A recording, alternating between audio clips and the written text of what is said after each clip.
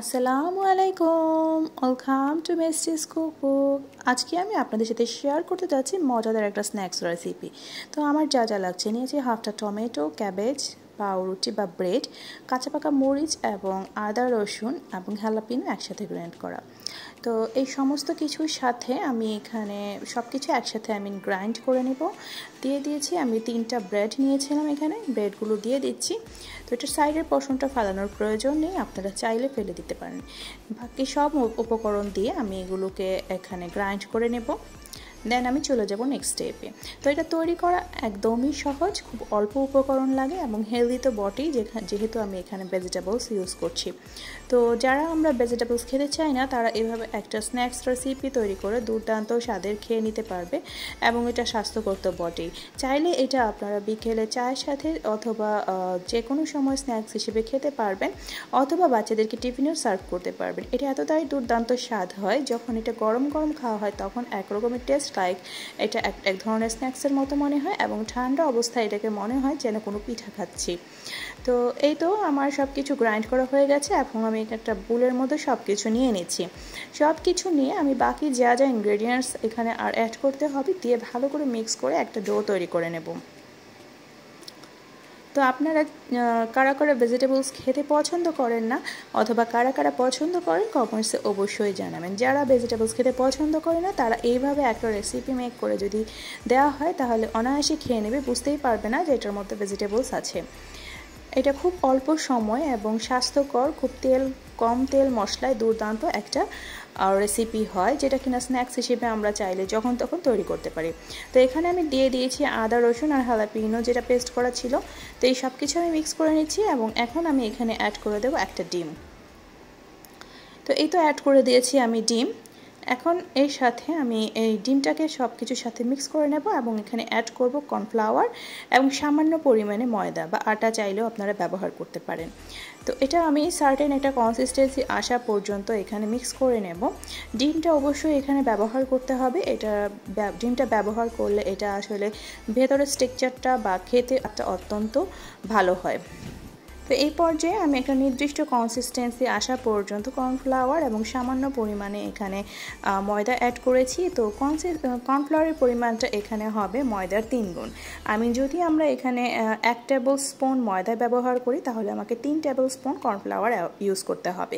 তো আপনারা আপনাদের মেজারমেন্ট অনুযায়ী সেটাকে অ্যাডজাস্ট করে নেবেন। আমি এখানে সব কিছু খুব ভালো করে মিক্স করে নিচ্ছি এবং এখানে আমি সামান্য পরিমাণ গোলমরিচ ব্যবহার করেছিলাম অফ ক্যামেরায়। তো দিয়ে দিয়েছি আমি এই পর্যায়ে ময়দা এবং সব কিছু একসাথে আমি ভালো করে মিক্স করে নিচ্ছি সার্টেন একটা কনসিস্টেন্সি আসা পর্যন্ত। এটা একদমই ডিফারেন্ট টেস্টের এবং একদমই ডিফারেন্ট ওয়েতে মেক করা এক রকমের স্ন্যাক্স। আপনারা চাইলে এটা যে কোনো সময় তৈরি করে ঘরে খেতে পারেন নিজেরা, অথবা চায়ের সাথে বিকেলে সার্ভ করতে পারেন। আবার বাচ্চাদেরকেও স্কুলের টিফিনে এটা আপনারা দিতে পারেন। এতে করে বাচ্চারা যেমন একদিকে ভেজিটেবলস খেতে পারবে, ঠিক তেমনি একটা দুর্দান্ত স্ন্যাক্স হবে, একটু ভিন্নতা আসবে, খুব পছন্দও করবে। তো আমি একটু সময় নিয়ে খুব ভালো করে এটাকে মিক্স করে নিচ্ছি। এরপর যেটা ভালো করে মিক্স হয়ে গেলে আমি এটা নেক্সট স্টেপে চলে যাব। তো আমি এখানে কাঁচা পাকা মরিচ ব্যবহার করেছি। আপনারা বাচ্চাদেরকে সার্ভ করতে চাইলে মরিচটাকে স্কিপ করতে পারেন, অথবা আপনাদের জালের মেজারমেন্ট অনুযায়ী সেটাকে কম বেশি করে নিতে পারেন। তো এই পর্যায়ে আমি এখানে আরও কিছু কর্নফ্লাওয়ার ব্যবহার করেছি। তো যেটা বলেছিলাম যে আপনার 3 গুণ কর্নফ্লাওয়ার এবং 1 গুণ হচ্ছে এখানে ময়দা ব্যবহার করতে হবে।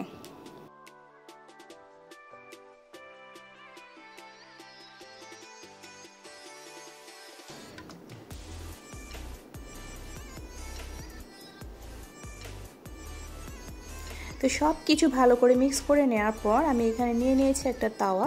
আপনারা চাইলে ফ্রাই প্যানও ব্যবহার করতে পারেন। তো তাওয়াতে আমি কিছুটা সামান্য পরিমাণ তেল দিয়েছি, দেখতেই পেলেন, এবং এটা দিয়ে আমি এখন এটাকে অল্প কিছু সময়টাকে কুক করে নেব। এটা একদমই হচ্ছে আমরা যেরকম চাপটি পিঠা মেক করে থাকি সেই রকমভাবে আমি এটাকে এখন দিয়ে কুক করে নেব। এটা 10 সেকেন্ডস ইচ সাইড এটাকে আমি জাস্ট কুক করে নেব, যেন এটা জাস্ট একটা কনসিস্টেন্সিতে, নির্দিষ্ট একটা কনসিস্টেন্সিতে চলে আসে, আর কিছুই না। এটা পুরোপুরি কুক করা যাবে না একদমই। তো আমি এটাকে দিয়ে দিয়েছি। এখন আমি এটাকে চুলায় দিয়ে 10 সেকেন্ডসের জন্য আমি একটা পিঠ কুক করব, দেন এটাকে আমি উল্টে নিয়ে আবারও 10 সেকেন্ডসের জন্য নেক্সট পার্টটা কুক করে নেব। তো এই পর্যায়ে আমি এটাকে নামিয়ে নিয়েছি, দেখতেই পাচ্ছেন। ওই অপর সাইডটা খেতে নামাতাম, এটা নষ্ট হয়ে যেত। তো এখন আমি তাওয়াটাকে এটাকে ওটার উপর উল্টো করে দিয়ে এটাকে আমি অপর সাইডে এভাবে করে নিচ্ছি, তাহলে ওপরের সাইডটা নষ্ট হওয়ার চান্স থাকবে না। তো এই তো দেখতেই পেয়েছেন কি সুন্দর করে আমি এটাকে উল্টিয়ে নিয়েছি, একদমই নষ্ট হয়নি। এবং নেক্সট সাইডটাও আমি ঠিক 10 সেকেন্ডসের জন্য আবারও এটাকে চুলায় দিয়ে কুক করে নেব। তো 10 সেকেন্ডস পর আমি এটাকে নামিয়ে নিয়েছি এবং এই পর্যায়ে আমি একটা সার্টেন শেপ দিয়ে এটাকে কেটে নেব। আপনারা আপনাদের ইচ্ছে মতো যে কোনো শেপে চাইলে এটাকে কেটে নিতে পারেন, অথবা ঠান্ডা হওয়ার জন্য কিছুটা সময় ওয়েট করতে পারেন, দেন কেটে নিতে পারেন।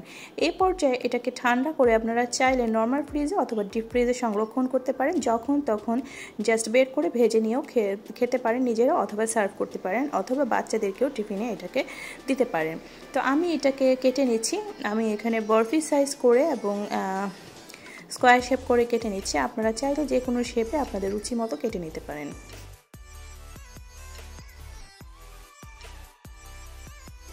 তো আপনারা খুব সহজে এরকম ভেজিটেবলস দিয়ে একটা স্ন্যাক্স তৈরি করে সার্ভ করতে পারেন। এতে করে বাসার সকলে যেরকম ভেজিটেবলস খাওয়া হবে, তেমনি একটা নতুন স্ন্যাক্সও আপনার সার্ভ করা হবে।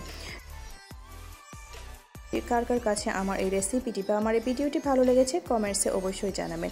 রেসিপিটি বা ভিডিওটি যদি ভালো লেগে থাকে তাহলে লাইক, কমেন্ট, শেয়ার, সাবস্ক্রাইব করে পাশে থাকতে ভুলবেন না।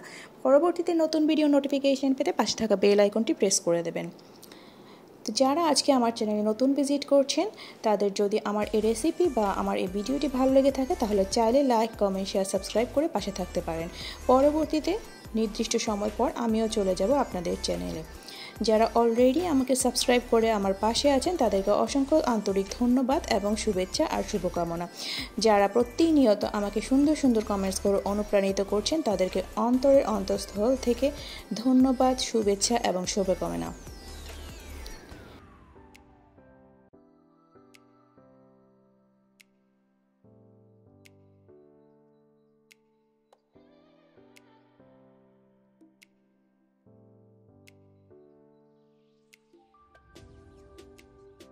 তো এই তো একে একে সবগুলোকে আমার কাটা হয়ে গেছে।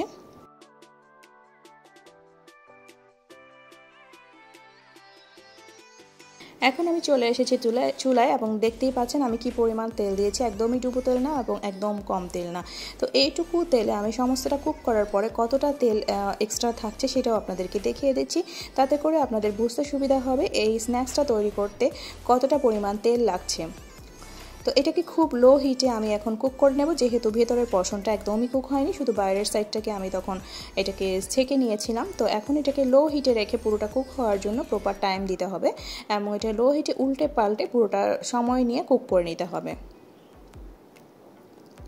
এটা বাইরে যেমন ক্রিস্পি থাকে, ভেতরটা সফট থাকে, খেতে দুর্দান্ত একটা টেস্ট হয়, একদমই ভিন্ন রকমের একটা স্ন্যাক্স। তো এভাবে খুব সহজেই চাইলে আমরা ঘরে স্বাস্থ্যকর একটা স্ন্যাক্স তৈরি করতে পারি, নিজেরা খেতে পারি, পাশাপাশি গেস্টদের সার্ভ করতে পারি এবং বাচ্চাদেরকেও এটা দিতে পারি। এতে করে যারা আমরা সবজি খেতে চাই না বা বাচ্চারা একদমই সবজি খেতে চায় না, তাদের যেমন সবজি খাওয়া হবে তেমনি ডিফারেন্ট একটা স্ন্যাক্সও ট্রাই করা হবে। আপনারা যে কোনো ধরনের সসের সাথে এটা সার্ভ করতে পারেন, তবে হট টমেটো সস বা হট চিলি সস দিয়ে এটা খুব দুর্দান্ত লাগে খেতে। আপনারা একবার হলো এভাবে ট্রাই করতে পারেন। তো এই তো ফার্স্ট ব্যাচ ভাজা হয়ে গেছে। তো আমি এখানে দিয়ে দিয়েছি সেকেন্ড ব্যাচও আমি সেমভাবে উল্টে পাল্টে সময় নিয়ে ভেজে নেব। একটা সার্টেন কালার হওয়া পর্যন্ত, গোল্ডেন ব্রাউন হওয়া পর্যন্ত আমি সবগুলোকে সময় নিয়ে ভেজে নেব।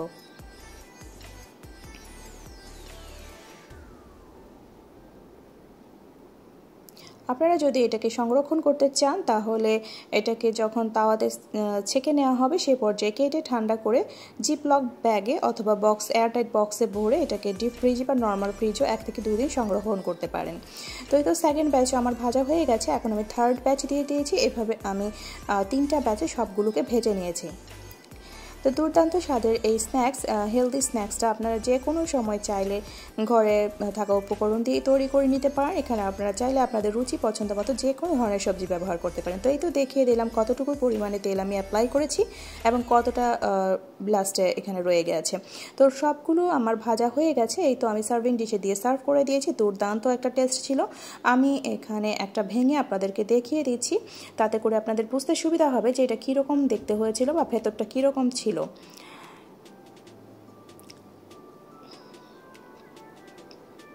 তো এই তো দেখতেই পাচ্ছেন ভেতরটা সফট এবং বাইরেটা খুবই ক্রাঞ্চি ছিল। খেতে একদম অসাধারণ ভিন্ন রকমের একটা টেস্ট ছিল। একবার হলো ভেবে ট্রাই করতে পারেন, আই থিঙ্ক ভালো লাগবে। তো রেসিপিটি বা ভিডিওটি ভালো লাগলে লাইক, কমেন্ট, শেয়ার, সাবস্ক্রাইব করে পাশে থাকবেন। পরবর্তীতে চলে আসবো আবারও নতুন কোনো ভিডিওর সাথে। Thanks for watching. আল্লাহ হাফেজ।